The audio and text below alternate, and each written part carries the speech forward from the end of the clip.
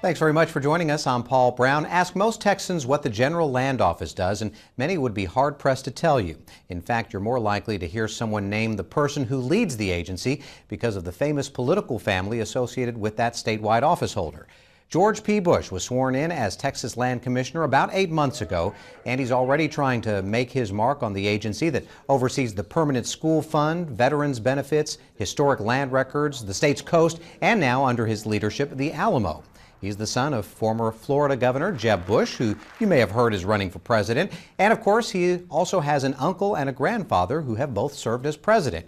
And now Commissioner Bush follows in their footsteps of political service, serving in his first elected office. And Land Commissioner George P. Bush joins us now here on Capitol Tonight. It's good to have you here. Good to be with you, Paul. Thank you for having me. Yeah, we start off with an announcement that you had today, so we're glad to have you on the show to talk about it. Zero-based budgeting for the General Land Office. Why go to that? Well, first I want to thank you for inviting me. This is our first chance to actually visit on the show, and it's great to be with you and your viewers. But I campaigned as a conservative during a 2-year campaign. I went to over 200 counties of our 254, and I thought it was important to go beyond rhetoric and actually govern like a conservative. And so when we sat down and planned our budget for fiscal year 16 and 17, what I requested from all of my directors is an immediate 5% saving from this year, and then a 5% saving the year after, for a total of 10% before the next legislative session. Your household, my household, just about every household in the state of Texas has to balance their own sheet. Why not government? And so that's the principle that we're bringing to the General Land Office. Is that something that you think can translate into other agencies, or is it unique to the General Land Office? I mean, obviously different agencies provide different services. Well, regretfully in Washington, D.C., and a lot of state agencies here in Austin utilize a technique called baseline budgeting, and that's just adopting last year's budget without actually questioning the size of the budget that they've utilized and then constructing a budget to add to that. And sometimes you'll see a lot of agencies in the federal government just throw on a CPI index or an inflation-based index which grows the size of government. And so I thought it was important to actually examine line item by line item every aspect of our agency, and believe it or not, but we found an immediate 5%. I'm very confident we'll get 10% by the next session. Now, I know we're in the middle of a budget cycle right now, so I imagine money was allocated to the GLO. If you save this money, then what happens to the leftover money? Well, to be honest with you, before we made this decision, oil was cresting over $100 Right. a barrel. I think that and we have a bearish outlook in the price of oil and energy production in the next 2 years, that the legislature is going to require all agencies to do this anyway. So we're just getting ahead of the curve, though we think that it's the right way to do it, to put together a budget. And so I think that we'll return the money, but then the legislature will request statewide all the agencies to find savings as it is. As you entered office, there was an audit looking back at several years of the office itself. What did the audit tell you? Well, we became aware of the results of the audit, and I immediately implemented them. Even before the audit arrived and during my transition before I was sworn in January, I thought it was important to implement basic private sector principles as it related to contracting. And Senator Nelson, along with others in the Senate, and I know others in the House, led an effort to bring about more transparency in contracting here in Austin with our state agencies, and I thought it was important. So we actually worked with Senator Nelson's office and implemented much of SB 20 into our game plan on day one. But there's more that we can do to make sure that we're bidding out to multiple contractors, that we're managing all of our contracts appropriately in a real-time basis. It takes time to implement, but I'm confident that we'll be able to not only implement the findings of that audit, but moving forward, be ahead of the curve of what the ledge asks for us to do. You're in the midst of, from I think the way you describe it, a reboot of the agency, and you're using this, I guess, terminology or a team of teams approach that, as you described, pioneered by General Stanley McChrystal. Explain how this is working for your agency. Well, for your viewers that are not familiar with General Stanley McChrystal, he was the predecessor to Alamo McCraven, who actually serves as Chancellor of the University of Texas System, and was the commanding officer of Joint Special Operations Command in Iraq and Afghanistan. And what he found was that there were asymmetric threats that our country was facing in the form of Al-Qaeda. And the best way to respond is to have a nimble, flattened organization that relishes the idea of sharing information across silos.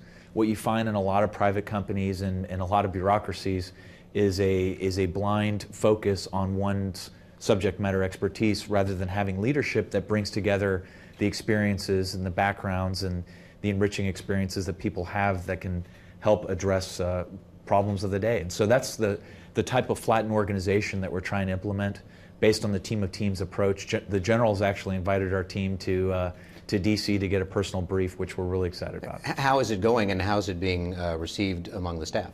Well, it takes time. It starts with communicating from the top. We started out with about 658 full-time employees when I was sworn in January. And so communicating to each and every one of our members of our team is a challenge, but communication is the first and most important step when implementing a change. This is the oldest state agency here in Austin. It was created in 1836 at the dawn of the Texas Republic. So with change, sometimes there's uncertainty, but when you get ahead of the questions and you explain that this is for not only for the betterment of this agency, but for the people of Texas, then people are on board.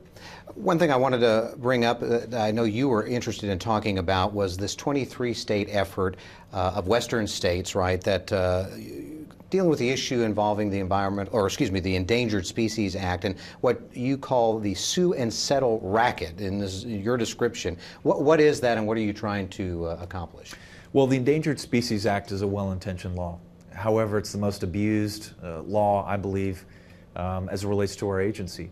Plaintiffs' attorney groups have brought cases before the Fish and Wildlife Commission, leveraging a sue and settle technique.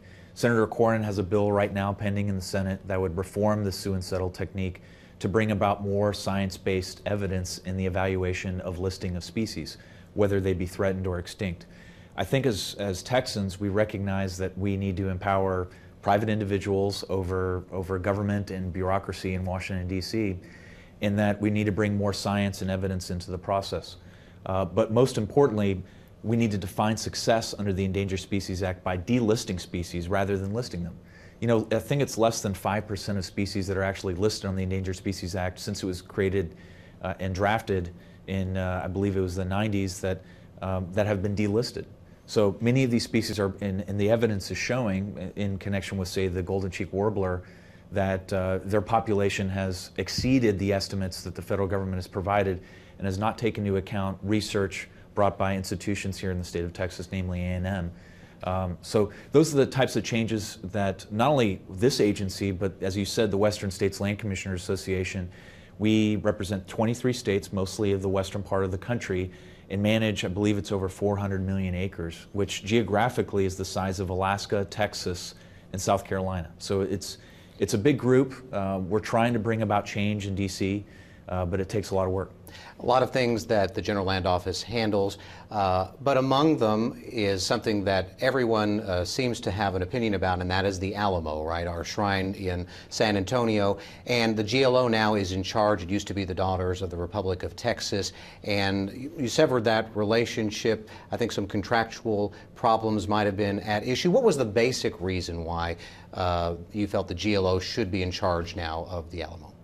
Well, the then Attorney General Greg Abbott, before the 2011 session, conducted an audit that found multiple allegations, and I don't want to dive too deep into those, but there were omissions and errors and misappropriation of dollars.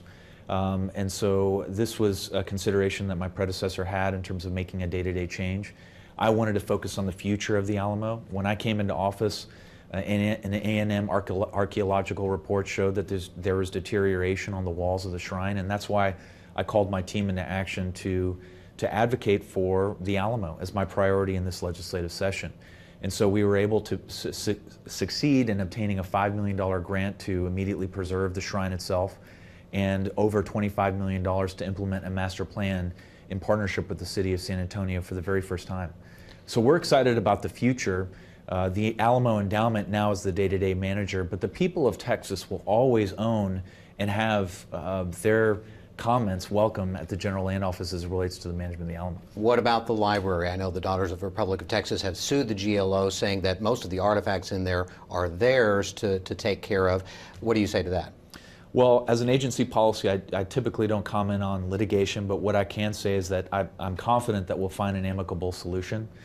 in terms of the definition of possession, and we are working with them to find a solution to make sure that we preserve the library, keep it as it is, so that Texans and folks from around the world, for that matter, can come and visit these wonderful Texas treasures that we welcome the public to visit. Again, I'm excited about not only the future there and our relationship with the daughters, and we'll work hard to memorialize their contributions to the Alamo in the last century, but the next century of the Alamo needs to be dedicated to making sure that it's more purposeful, impactful to the average visitor that now only spends about 7 minutes at the Alamo. We need to do a better job. Final thought as we say goodbye, I just want to ask you, how is your grandfather, President Bush, doing? Thank you for asking. My understanding, latest assessment is that 3 weeks from now he will have his neck brace removed, and he's looking forward to getting back to College Station for more A&M football games.